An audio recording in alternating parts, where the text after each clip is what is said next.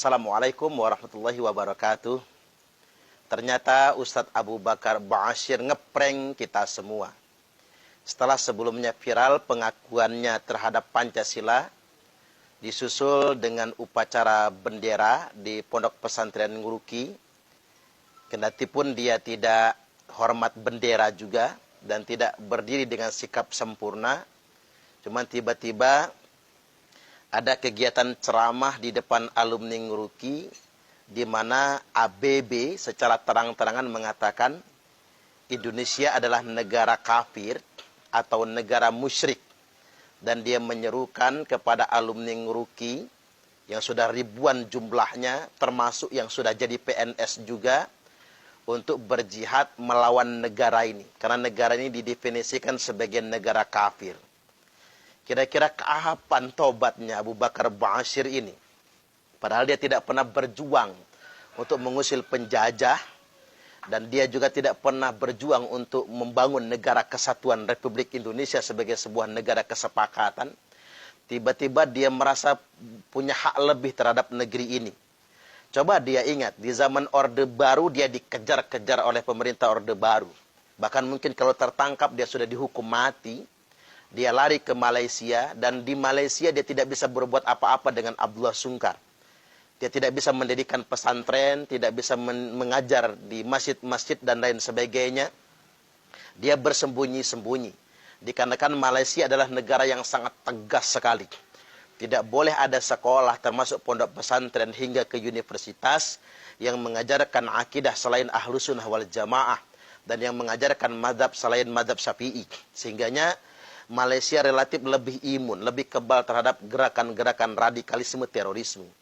Nah, pasca reformasi, Orde Baru bubar, kemudian masuk ke Orde Reformasi, Abu Bakar Ba'asyir dan konco-konconya merasa mendapatkan angin segar. Dia pulang ke tanah air, mendirikan pesantren, dan dengan lantang beraninya mempersoalkan sistem negara kesatuan Republik Indonesia.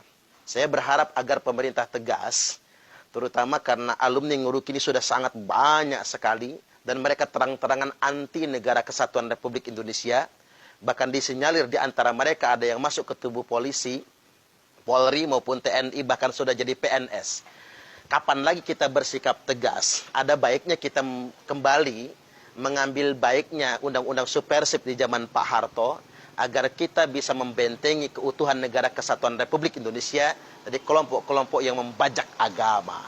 Baik, mari kita saksikan ulasan selanjutnya. Tauhid artinya yang selalu melampaui batas, menolak hukum Islam. Semua pemerintah yang tidak mengatur negara dengan hukum Islam itu tauhid. Termasuk pemerintah Indonesia ini tauhid. Mudah-mudahan ada pegawai negeri yang hadir ini supaya mengerti. Ya, karena apa? Dia menolak Indonesia ini diatur dengan hukum Islam. Tidak ada gunanya kalau tujuannya tidak merubah Indonesia ini menjadi negara diatur dengan hukum Islam. Meskipun mati semua, tidak apa-apa. Pemerintah yang melarang hukum Islam itu penjajah.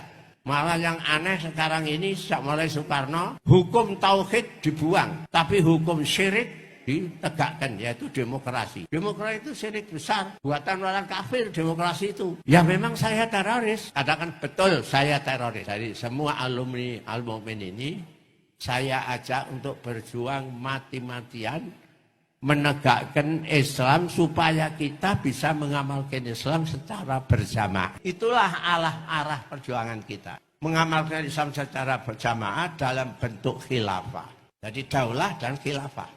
Kepada semua alumni Al-Mu'min ini menerangkan ini kepada masyarakat.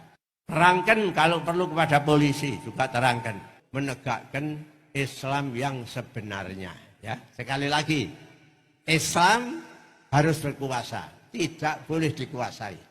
Bagi kami, negara kami Indonesia ini harus diatur dengan hukum Islam dan